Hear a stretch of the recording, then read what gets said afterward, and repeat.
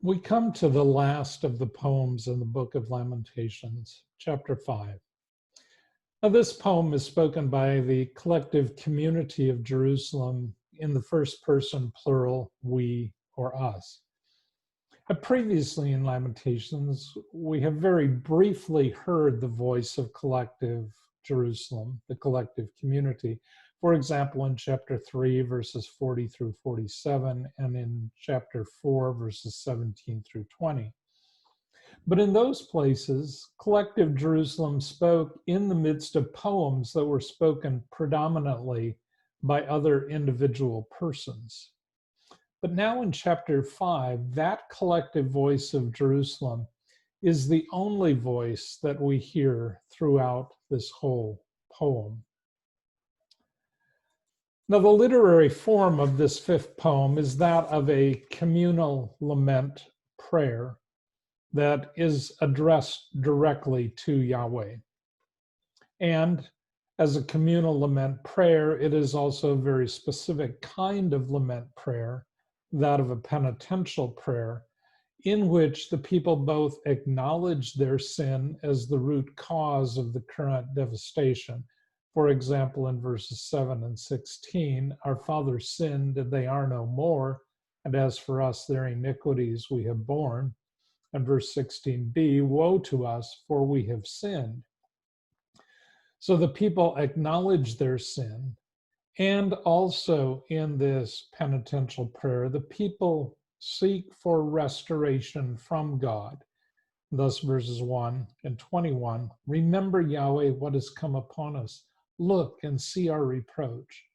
Restore us, Yahweh, to yourself, and thus we will be restored. Renew our days as of old. As a penitential prayer, Lamentations 5 is thus very similar to the various penitential psalms in the book of Psalms. And I might suggest that you take some time to read through some of these, maybe especially Psalms 25 and 79, because as you would read through them, you can note the close similarities, both in content and specific wording, with Lamentations chapter 5. Now, with respect to the literary genre of biblical lament prayers that are addressed to God, there are certain elements that keep recurring within the literary genre. And three key elements are also found here in the communal lament of Lamentations chapter 5.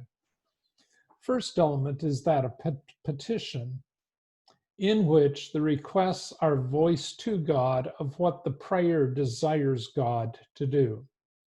The petitions state how the prayer wants God to respond to their distressful situation.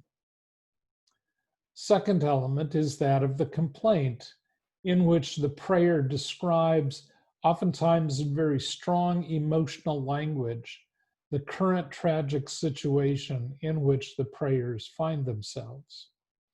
And a third element is that of a declaration of trust and confidence in God, in which the prayer voices a reaffirmation that declares that the prayer still trusts in, holds on to God in the midst of the traumatic experience, and declares that the prayer has a confidence that God will hear and that God will come to their aid.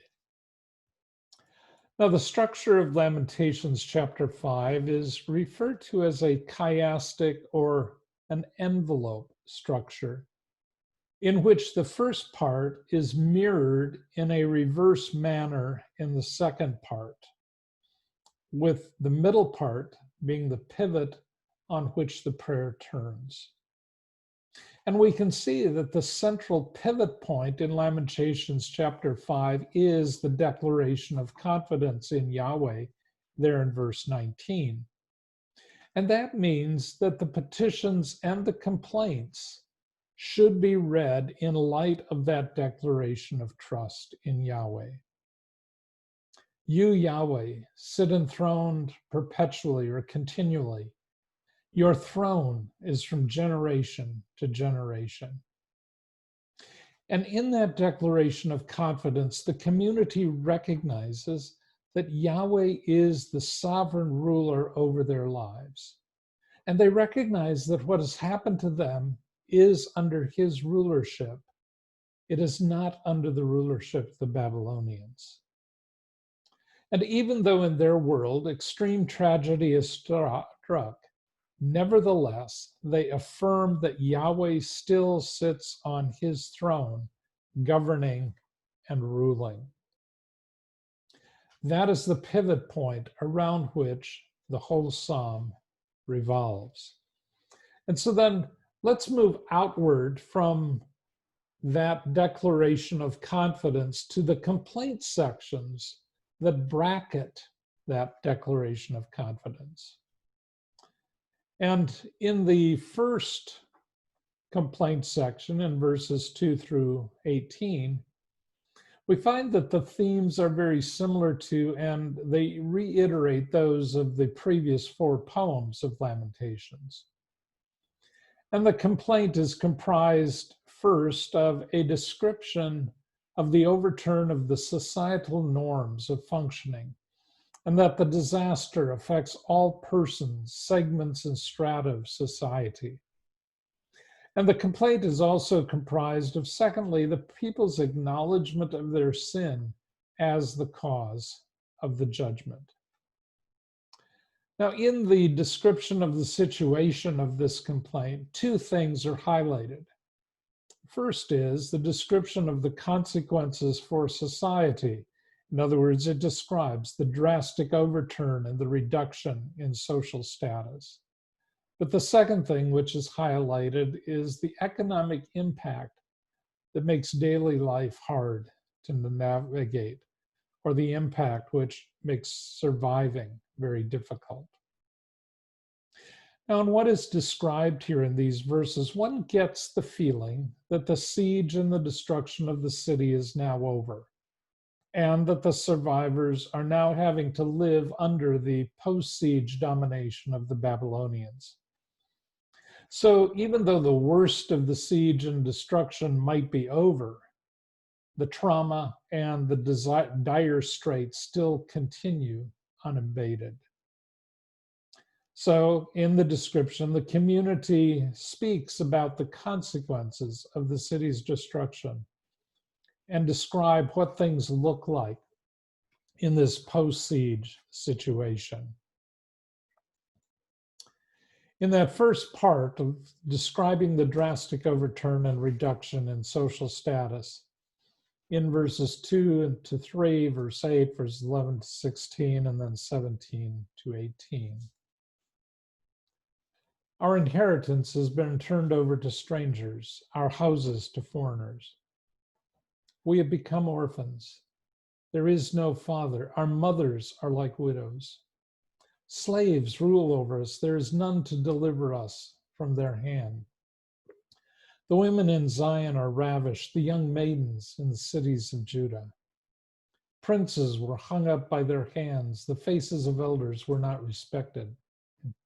Young men bore the work of the grinding mill, and young boys stumbled under loads of wood. Elders have ceased from the gate, young men from their music. Ceased is the joy of our hearts, turned into mourning is our dancing.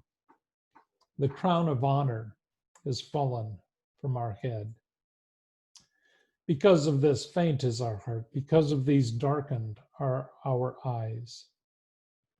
Upon Mount Zion, which is desolate, the foxes or the jackals walk around in it. So with respect to this drastic overturn and reduction in social status, a variety of things are enumerated. For example, in verse 2, their inheritance is gone, which means they are now landless. A total reduction in their social status. Verse 3, they become orphans and widows, again resulting in diminished social standing related to those 2 roles. Verse 8, slaves rule over them, a reversal of the social roles of what it should be. Verse 11 refers to the raping of women, which would result in significant social ramifications for those women. Verse 12, princes and elders are not respected. In other words, their honor and authority is gone. And it's referred to again in 14b, the elders no longer sit at the city gates. In other words, ended is their authority of hearing legal cases. In other words, they would have sat at the city gates to adjudicate legal cases. Verse 16a, there's no more honor for the nation, or if the crown refers to the king. But also verse 13, young men and children do the labor at the grinding mill and carrying loads. Things which normally would have been done by animals are now being done by the humans. Verse 15 refers to the joyous occasions having ceased, leaving only mourning. And then verse 18 ends that the city is deserted. There are no people living there, but it's become the habitation for animals. In other words, what is described in these verses is the resultant drastic social implications of the tragedy. But the other emphasis throughout the description is that of the economic impact of the trauma and how it has affected their daily normal way of living. And so described as the hardship of their economic survival, that the normal necessities of life now have to be bought. Verse 6, they have to make alliances with foreign nations to get food. Verse 9, food is gotten at risk of their own lives. In verse 10, their bodies are still ravished by hunger. Our water at the cost of silver we drink. Our wood at a price comes to us, up to our necks. Probably an idiomatic expression means very, very closely we have been pursued. We are worn out and there is no rest for us. To Egypt we have given our hands, way of expressing of making an alliance, a handshake. Likewise to Assyria, to be satisfied with bread. Verse 9, with risk of our lives we bring in our bread, probably referring to trying to harvest their produce in their fields on account of the sword in the wilderness. Our skin like an oven is hot on account of the ravages of hunger. In other words, the fall of the city of Jerusalem has resulted in economic struggle just to get the bare necessities of life so as to survive.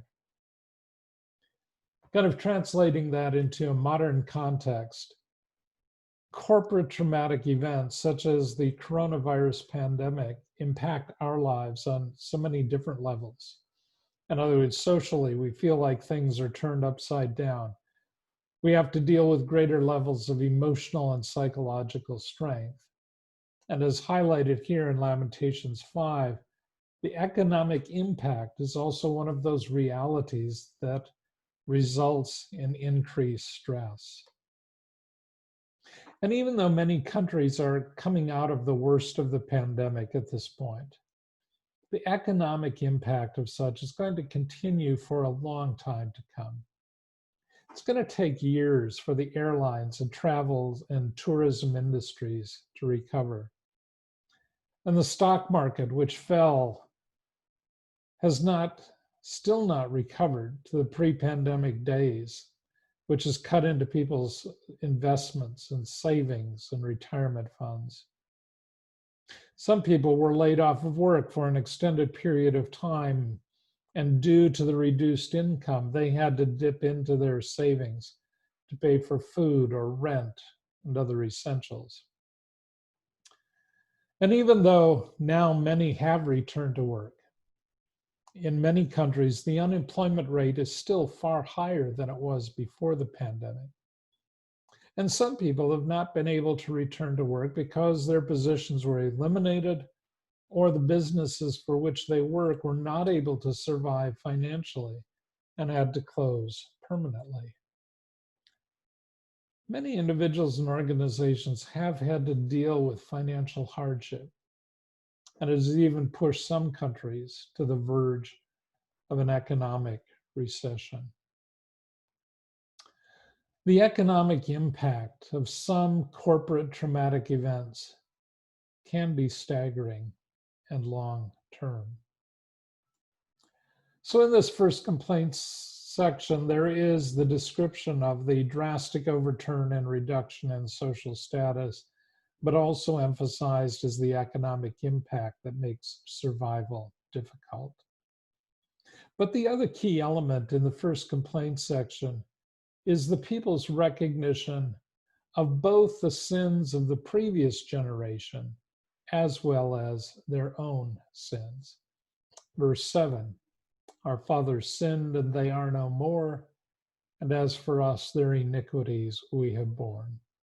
And 16b, woe to us, for we have sinned.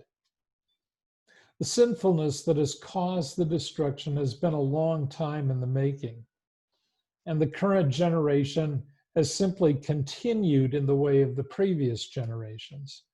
The current generation has done nothing to correct the mistakes of the previous generation with respect to their relationship to God. So the current dire situation, as described in the first complaint section, that has been brought on by the past sin, raises the question about the future, which is then voiced to God in the other complaint section in verse 20. The question is, how long will this condition of punishment and this feeling of being forsaken by God continue? Why do you forget us continually? Why have you forsaken us for a great length of days? And it is that question which underlies then the petitions or the requests of verses 1 and also verses 21 and 22, which the petitions which bracket the complaint sections. Now, in a lament, it is not enough just to verbalize how bad things are, in other words, the complaint. It is also important to voice to God the desires and hopes of what God will do on one's behalf in light of the distressful situation. Because in the midst of trauma, one of the things that is longed for is that once the suffering is over, that in the post-traumatic situation, that there will be the ability to move beyond the trauma. There is no desire for the traumatic situation to continue on into the future, but rather the desire is that in the post-traumatic situation, there will be some kind of healing, some kind of restoration, some kind of renewal, some kind of reconfiguring of life so that it can be lived with the trauma being in the past. And that is precisely what the petitions of verse 5 focus on. They look toward the future beyond the trauma, and they plead for a new normal in which some type of restoration, some type of renewal of the relationship with God will take place. Remember, Yahweh, what has come upon us. Look and see our reproach. Restore us, Yahweh, to yourself, and thus we will be restored. Renew our days as of old.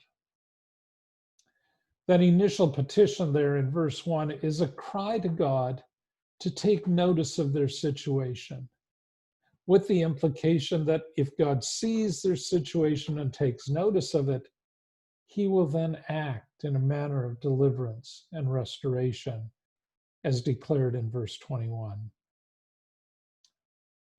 And there in verse 1, those pleas for God to remember, to look, and to see, those pleas must be read in the context of the covenant relationship with God. And they specifically echo the narrative account in Exodus, as the same verbs are used there in reference to God's activity. And that the whole event of the Exodus, of God's delivering his people from their bondage, was catalyzed by the fact, and God heard their groaning, and God remembered his covenant with Abraham, with Isaac, with Jacob, And God saw the children of Israel, and God knew what was happening to them. So the petition here in Lamentations 5:1 for God to remember, to look, and to see is actually a request for God to do what he had previously done for the people in Egypt. He had acted in the past to deliver his covenant people from slavery. And now, in this new bondage to Babylon, the people can request, based on the covenant, that God will do for them what he has done in the past. And as they turn to God in confession of sin, God will turn to them, and God will deliver and restore. And that expectation is actually made explicit within the covenant agreement. And in Lamentations 26 is recited the curses that will come if the people are disobedient to the covenant, but also the blessings that will result if the people are obedient to the covenant. And Lamentations 26 concludes by noting that after the curses of destruction and exile have been executed, if the people cry out to God, God will remember and God will restore. And the petition of Lamentations 5 echoes that. Leviticus 26, and I will make your cities a waste, and I will desolate your sanctuaries, and you I will scatter among the nations. I will draw out after you the sword, and your hand will be a desolation, and your cities will be a waste. And you will perish among the nations, and the ones who are left among you will rot away in their iniquity in the lands of your enemies, and also in the iniquities of their fathers. They will rot away. Situation which specifically describes the post-destruction of the city of Jerusalem. But it continues in Lamentations that after that judgment has occurred, and if they will confess their iniquity and the iniquity of their fathers, and if then their uncircumcised heart is humbled, then I will remember my covenant with Jacob and also my covenant with Isaac. And also my covenant with Abraham I will remember, and the land I will remember. And predicated on the fact, and surely also this, when they are in the land of their enemies, I will not reject them and I will not abhor them so as to bring a complete end to them, to break my covenant with them. But I will remember for their sakes the covenant of their ancestors, who I brought out from the land of Egypt in the sight of the nations, so as to be their God. And so the situation described there in Lamentations 26 is precisely that faced by the people of Jerusalem after the fall of Jerusalem in 586 BC. The temple and the nation have been destroyed. The people have been taken into exile. And so the petition here in Lamentations 5 to remember, to restore, to renew, presumes that covenant relationship and echoes that situational scenario of Leviticus chapter 26. And thus the crying out to God and the confession of verses 7 and 16 is doing exactly what Leviticus 26 instructed that the people needed to do after the judgment had occurred. What they needed to do for Yahweh to restore and remember and act on their behalf. So just as the covenant instructed them to do, here in Lamentations 5, in their confession of prayer and their lament, they are humbling themselves, acknowledging their sins, as well as acknowledging the sins of the previous generation. So Lamentations chapter 5 is composed of petitions to God. Remember, Yahweh, what has come upon us. Look and see our reproach. Verse 21, restore us, Yahweh, to ourselves, and thus we will be restored. Renew our days as of old. It's composed of the petitions. It's also composed of the complaints and the confession in verse 7:16. Our fathers sinned and they are no more, and as for us, their iniquities we have borne. The crown of honor has fallen from our head. Woe to us, for we have sinned. And the prayer is comprised of the declaration that Yahweh is still the ruling king. You, Yahweh, sit enthroned perpetually. Your throne is from generation to generation. The declaration of confidence refers to the continual past, present, and future. Yahweh has been, is, and will continue to rule. The complaint sections focus on the past and the present, describes the present circumstances of the devastation and their hunger and the fight for survival, as well as the past cause, the previous generations, and their own sins. And the petition sections of the prayer then focus on an anticipated future by calling on God to bring about a new future beyond the devastation. Now, we would love to have Lamentations 5 end with verse 21, a positive, future-looking request. Restore us to yourself, and thus we will be restored. Renew our days as of old. But no, it continues in verse 22. Even though you utterly rejected us, and you were very angry against us. And there the poem ends. And the ambiguity of verse 22 seems to leave the future open-ended, somewhat in question. Will the restoration that is requested actually occur? And we will deal with that in the next session as we continue to talk about Lamentations 5 and how Lamentations ends on an unresolved minor note. But some questions for thought that arise from Lamentations 5. One of the things that the complaint section of chapter 5 highlights is that of the economic difficulties that were part of the traumatic event. And so too, a key impact of the current coronavirus pandemic has been the economic impact on individuals as well as on businesses and organizations, even on churches. So the question, how has the economic impact of the pandemic affected you personally, or the business or the organization for which you work?